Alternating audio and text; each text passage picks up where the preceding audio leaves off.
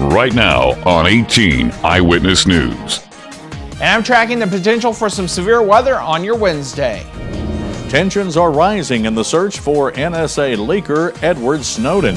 An area service is offering grief and loss support. Plus, an agriculture conference will be held next month. 18 Eyewitness News starts right now. 18 Eyewitness News starts now. Tensions are rising as the search for NSA leaker Edward Snowden continues. Thanks for joining us, everyone. I'm Fred Dawkins. Our top story on 18 Eyewitness News: Snowden failed to board his flight from Russia to Cuba on Monday. Now the U.S. and Russia are at a standoff over his fate. Charlene Israel has more. It's a cat-and-mouse chase, and it's proving to be a costly one for the U.S. The Obama administration is increasing pressure on Russia to hand over former U.S. spy agency contractor Edward Snowden. The effort to extradite him has already frayed ties between Washington and Beijing. This was a deliberate choice by the government to release a fugitive despite a valid arrest warrant, and that decision unquestionably has a negative impact on the U.S.-China relationship. Now it's threatening ties with Russia as well. Authorities there continuing to ignore the requests of the U.S. to arrest Snowden. We expect the Russians to examine the options available to them to expel Mr. Snowden for his return to the United States. Snowden is believed to be hiding out in the Russian airport. He checked in Monday for his flight to Cuba, but his seat was empty the entire trip. No special passengers today, no. Today, Russia's foreign minister went so far as to say that Snowden never even crossed the border into Russia. He also called the U.S. demands to extradite the fugitive ungrounded and unacceptable. WikiLeaks founder Julian Assange is helping Snowden.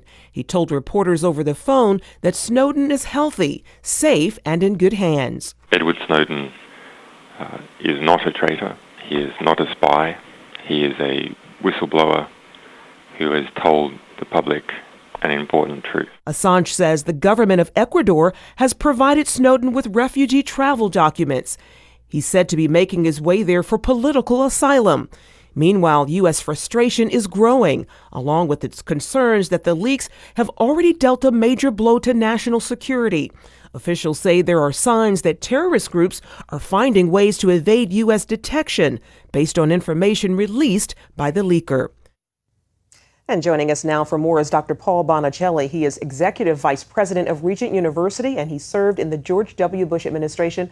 Thanks for joining us this morning. My pleasure. Now, the Obama administration says that China deliberately let Snowden go. Why would China do that? I think they deliberately let him go because they don't want the problem of having him there. I think that we may find out they didn't want him to even come there, and once he did, they did the wrong thing, but they got him off their hands. That is really crazy. Well, the Russians are refusing to hand him over and even have said that he never even entered the country. What are they up to?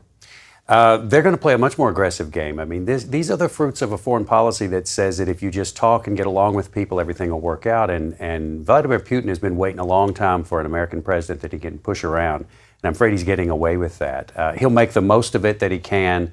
If there's any more intelligence to get, they'll try to get it. But more than anything, this is to pressure the United States and really knock us down a peg, I think. What is this whole fiasco doing to our image around the world? I think it is demonstrating the reality of that image for a while. The president came into office having campaigned that he was not going to use military might, he was not going to use the aggression of the United States or the force of the United States to protect our interests. People understood that, and now they know that they can get away with whatever they want to. It'll be a scramble to get away as much as you can until the president finally has to snap and say, no more pushing us around, and it may be too late like it was for Jimmy Carter. Wow. Talk about the damage that the leaks are really, how it's impacting. It's hard to know how wide the damage is, but just psychologically it's huge because this is a program that while we knew it existed to some degree, it was talked about in 2006.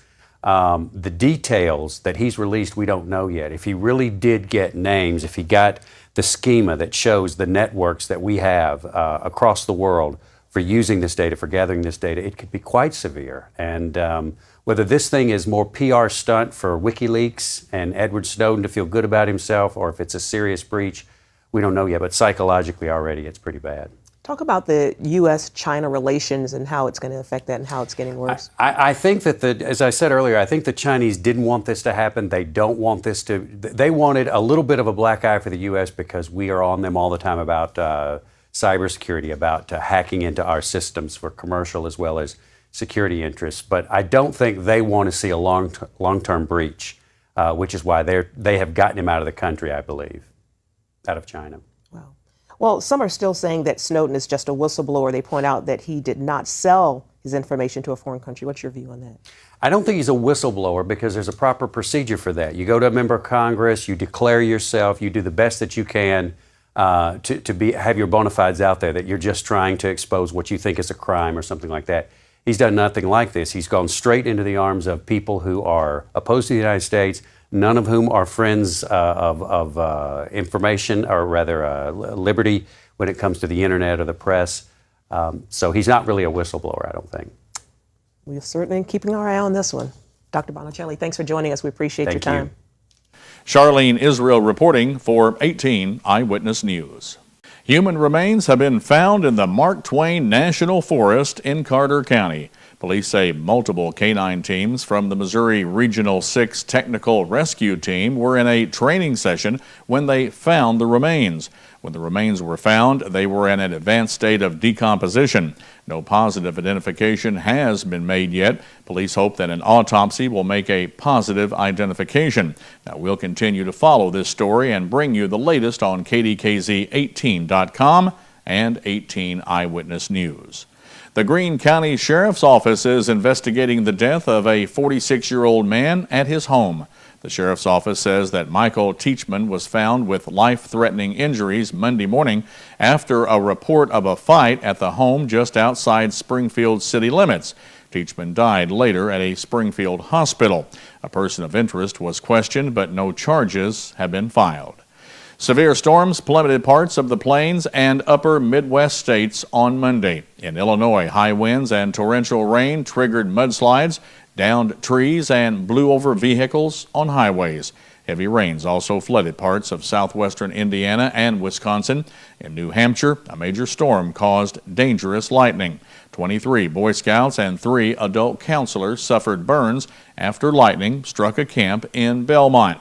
The scouts and their leaders were huddled under a shelter at the time, and officials said no one was hit directly. It could have hit the tent, it could have hit the ground and traveled through. The tent could have been anchored with a rope onto a tree, it could have traveled. There's so many different ways when you get lightning strikes that things can travel.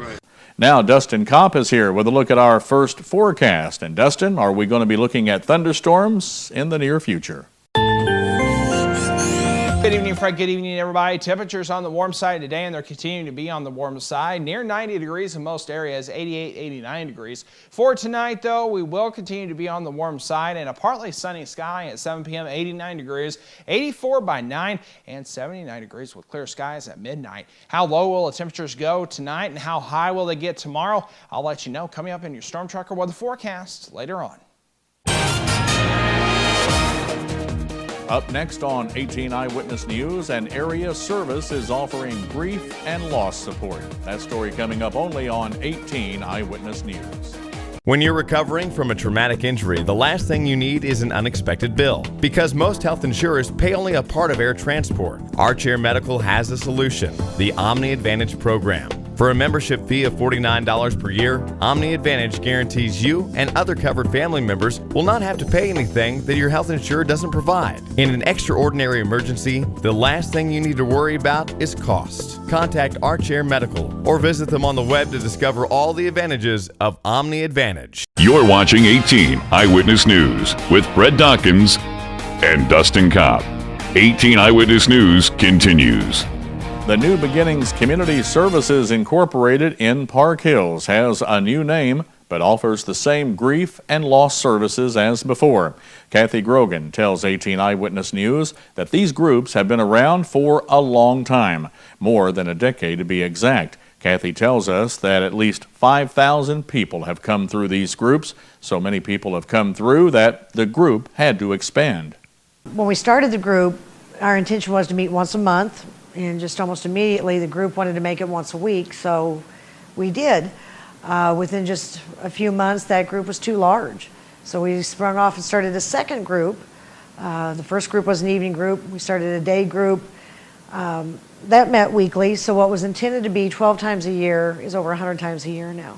To see a list of the groups offered by the New Beginnings Community Services, Inc., visit our website, kdkz18.com. A Doe Run man charged in connection with a mobile meth lab explosion that killed a woman did not admit he was at fault for her death. 32-year-old Robert Bunch entered an Alfred plea to a Class B charge of attempted manufacture of meth as a prior and persistent offender.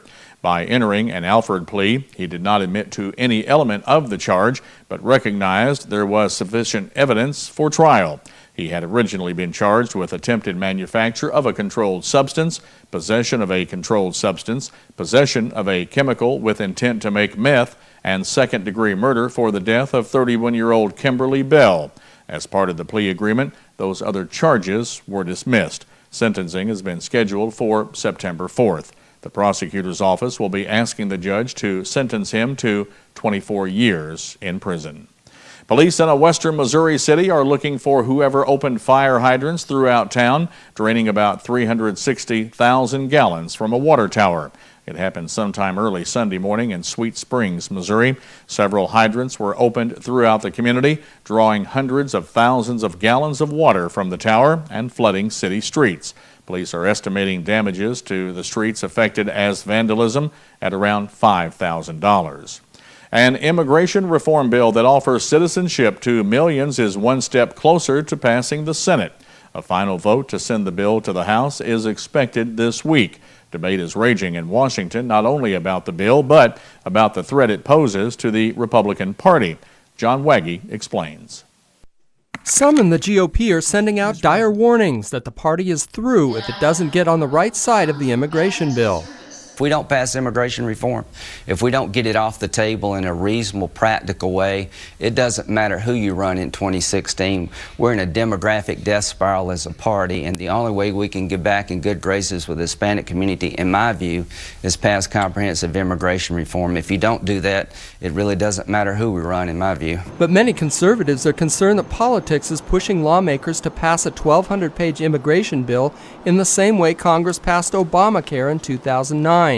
Without even knowing how it will affect the country. I reject the idea that this policy reform of fixing our broken immigration system should be done for political or electoral reasons. I think that's the wrong reason, and I think it could lead to a bad result, because then when you say that we have to do this for political reasons, you may end up swallowing a bad policy out of a misplaced desperation. Kentucky Senator Rand Paul says he won't support the bill after his amendment to enforce border security first failed. But he's urging Republicans to appeal to Americans of all races and ages. We need to have this optimism, this happiness about our party that is people, that it is enticing to people. It needs to appeal to people of all races. When we look like America, when we have tattoos, without tattoos, with ponytails, without ponytails. For the Democrats, Senate Majority Whip Chuck Schumer's immigration push has been a brilliant political strategy, shoving the IRS and Benghazi scandals to the side and dividing Republicans with a goal of adding millions of Democratic voters. This is going to be a historic week for the Senate as we pass comprehensive immigration reform. We're about at 2/3 of the Senate right now. Our momentum is growing, so I believe we'll be in the neighborhood of 70 votes by the time the vote occurs at the end of the week. Schumer also cautioned on CNN Sunday that he could see 1 million demonstrators meeting on the Mall if House Republicans try to bottle up or substantially change the Senate's version of the bill, a sign that Democrats hope it will be a wedge issue to help them take over the House in 2014. But Senator Paul doesn't seem to be intimidated. It'll pass the Senate, but it's dead on arrival in the House. The House is much closer to me, and I think they think border security has to come first before you get immigration reform. John Waggy reporting for 18 Eyewitness News. Kansas City police say one person was killed and 3 others were injured in a shooting at an apartment complex. Witnesses told police people in separate cars were shooting at each other at the complex on Monday night. One man was found dead at the scene. 2 female victims went to a McDonald's a few blocks away and were taken to hospitals. Police say they are expected to survive. A second man later arrived at a hospital with critical wounds, apparently from the same shooting. Up next on 18 Eyewitness News, an agriculture conference will be held next month. Details when we come back. Here's Heartland Furniture and Appliance has been the leader in price for Restonic bedding. Whirlpool built Crosley appliances, Frigidaire appliances, sofa sets, recliners, accent furniture, and White's metal detectors. Same day delivery with no waiting. We are fast becoming this area's leader in the home furnishing and appliance business. Need a little cash? Payday loans are available in each store. We'd love to have you come see us at one of our 3 locations on both sides of Main Street in Piedmont, Business 60 in Dexter, and next to Current River Ford in Donovan. Heartland Furniture and Appliance, 223-3200. As I get ready to go into surgery, I remind myself what it's about. It's about God. It's about caring. It's about trust. It's about respect. It's about back pain. It's about neck pain. It's about questions. It's about answers. It's about people, not just patients. It's about you. It's about us. It is Heartland Spine. Changing lives, saving lives. That's what we do.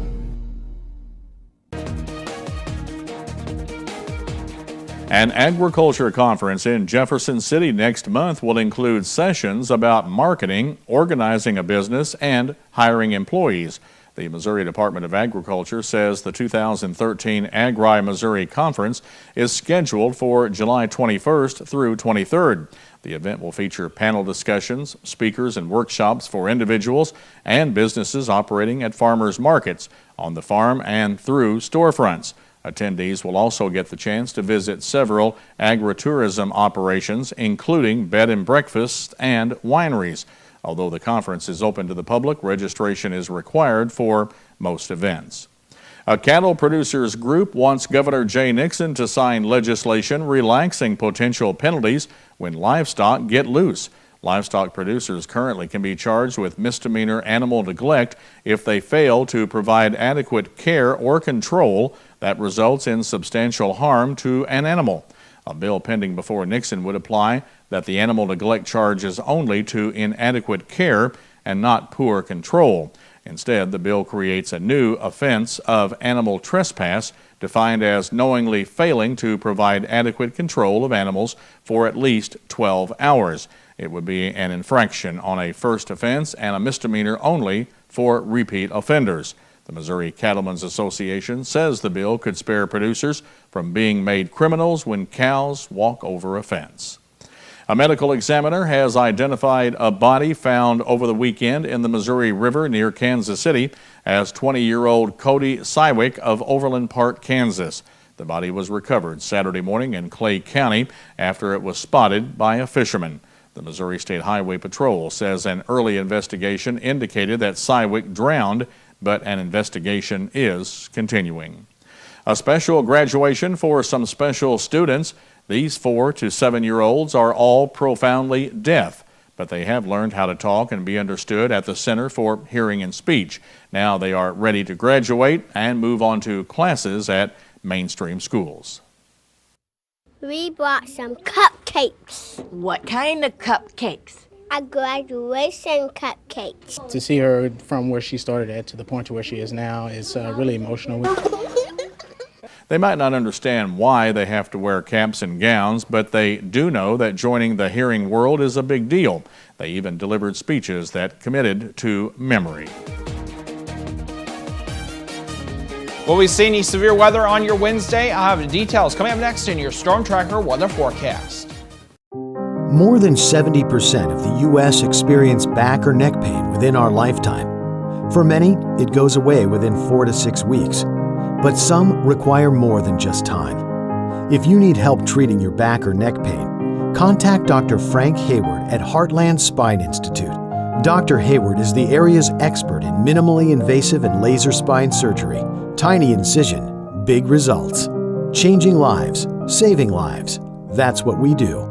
Here is your Storm Tracker forecast. And welcome back. Partly sunny skies out there right now, and definitely a warm evening here in southeast Missouri. Our current temperature 90 degrees. It feels like 97 out there with current dew point 71, 53% humidity, and a south wind at 10 miles per hour. Throughout southeast Missouri, temperatures on the warm side near 90 degrees in most areas, 88, 89, definitely on the warm side. Broaden the picture out a little bit. State of Missouri seeing temperatures on the warm side as well. 90 in Columbia and St. Louis, 89 right now in Springfield and Kansas City at 90 degrees, 89 in Cape Girardeau. All right, weather headlines look like this. We are seeing possibility of some severe thunderstorms on your Wednesday. Heat index definitely on the hot side, 100 to 105, and that summertime feel is definitely across the area. Here's your forecast for your Wednesday. We are in that slight risk of some severe thunderstorms throughout the area. We're going to continue to see that off and on throughout the day on Wednesday. And of course, hot times across the area on Wednesday as well. Forecast for tonight, clear skies, so not a bad evening. It's going to be on the muggy side, 71 to 74 for your overnight lows, south wind 5 to 10. Then for tomorrow, on the warm side, 94 to 96, partly sunny during the early day part of the day. Then we're starting to see an increase in cloud cover with afternoon thunderstorms. Some of those could be on the strong severe side. We'll keep you updated on those. Forecast for the next several days. Thursday, mostly sunny, 91. And as you can see, we're starting to cool things off a little bit after the hint of summer. Friday, isolated thunderstorms, 88, 85, and mostly sunny on Saturday. Sunday, 82. Monday, 83 and 81, and partly sunny on Tuesday. So we have something to look forward to at the end of this tunnel for the next several days. Don't forget, get the latest weather information at our website, kdkz18.com. And still to come on 18 Eyewitness News, a breakthrough drug that could change the way doctors treat the most common kind of leukemia. Details coming up next in Your Health. I'm Stacey Johnson. If you've been thinking about buying a house or refinancing one, guess what? It's time to pull the trigger. I'll explain why coming up on Money Talks News. We all need to take responsibility in our lives and start thinking about how do we want to be treated at the end of our lives. I would definitely say Serenity Hospice Care is an expert in their field.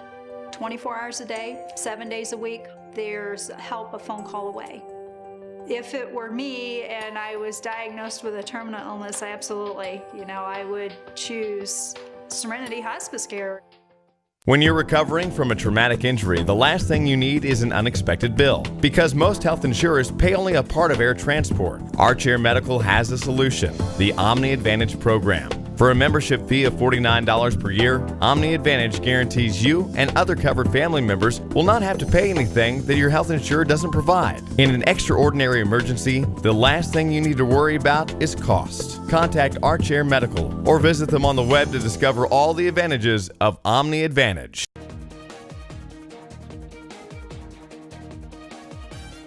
By the end of the day, 43 more people will learn they have chronic lymphatic leukemia, or CLL. Now, it's the most common form of leukemia, diagnosed about every 30 minutes in the U.S.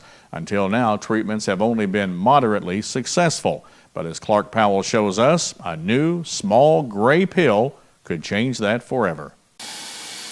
As cancer breakthroughs go, this one is as subtle as it is effective. It's a simple, unassuming gray pill that in 4 years of testing has shown remarkable results. Approximately 75% of people, of all types of relapse CLL will be disease-free at 2 years. Dr. John Bird is a leukemia specialist at Ohio State's Comprehensive Cancer Center. In a new study, he touts the effectiveness of the pill known as ibrutinib. It works by targeting a particular enzyme within the cancer cells that feed their growth. CLL cells and lymphoma cells require to live, and when you shut it off, it's like shutting off the light. The cancer cell goes off. But for all this medicine does, it's what it doesn't do that means so much to Dennis Hickey. Diagnosed with leukemia 13 years ago, Hickey endured countless rounds of chemotherapy and the side effects that came with them. It would work for about 6 months. It would shrink the tumors. My neck was out like this, underneath my arms, the lymph nodes. To make a long story short, I was a mess. But not anymore. With this therapy, Hickey simply takes a pill 3 times a day. He has no side effects and no more signs of leukemia. Remarkable considering at one point, Hickey was only given 6 months to live. 10 years later, I sit here before you, truly blessed. I'm so fortunate in many ways. I have 11 grandchildren. Of that period of time, I saw the birth of 5 more. Thanks to a new therapy that's as easy on patients as it is hard on CLL. At Ohio State's Comprehensive Cancer Center, this is Clark Powell reporting. The study is published in the latest edition of the New England Journal of Medicine. Dr. Bird says because it's been so effective, this drug could break a record for getting approved. Most drugs take 7 to 10 years to be tested and approved. This drug could be on the market in as little as 4 years. What do you get when you combine a recovering housing market with historically low mortgage rates? A signal to act. Money reporter Stacy Johnson is here with some advice for those sitting on the fence. Buying a house can be scary. It's not only a big investment, it's one that destroyed the savings of a lot of families just a few years ago. But when it comes to buying or refinancing a house, I've got some advice. Do it, and do it soon. Listen to this clip I got from a real estate professor just about this time last year. It's hard to time exactly at the bottom, but we're so near the bottom, it's really not going to matter if you bought last month, this month, 1 year from now. You should be getting a good investment if you go ahead and buy today. That professor was right. In most parts of the country, housing is rebounding, and at a more rapid clip than anyone expected.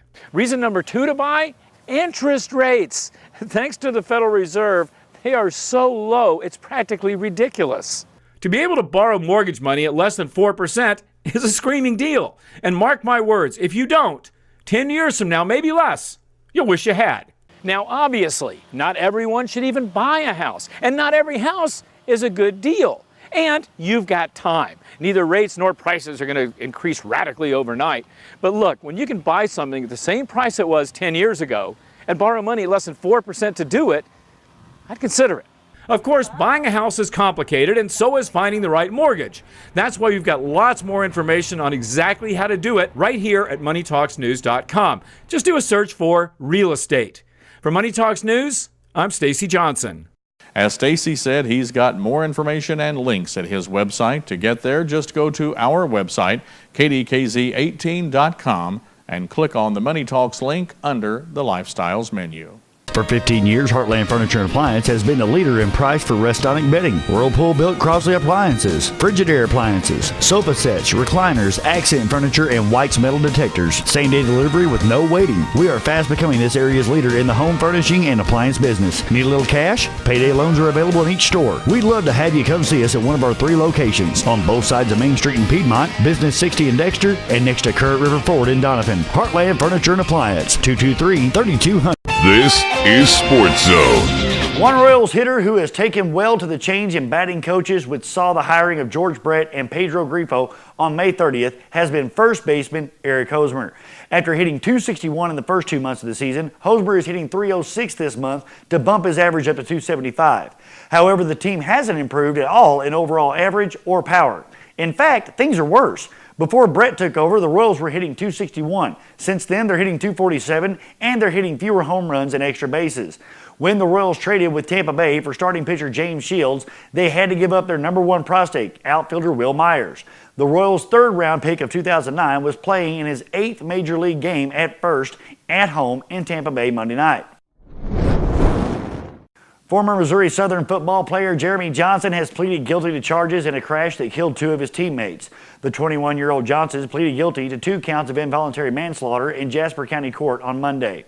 In December 2011, Johnson crashed on I-44 east of Joplin when he went into the median, overturned, and was hit by a tractor trailer heading the other way, killing teammates DeAndre Johnson and Mikhail McCrimmon, both from Springfield. Southern golfer Patrick Holt was also injured in the wreck. Johnson, who was 19 at the time of the accident, had a blood alcohol level of .11 at the time of the accident. Sentencing is set for August 19th.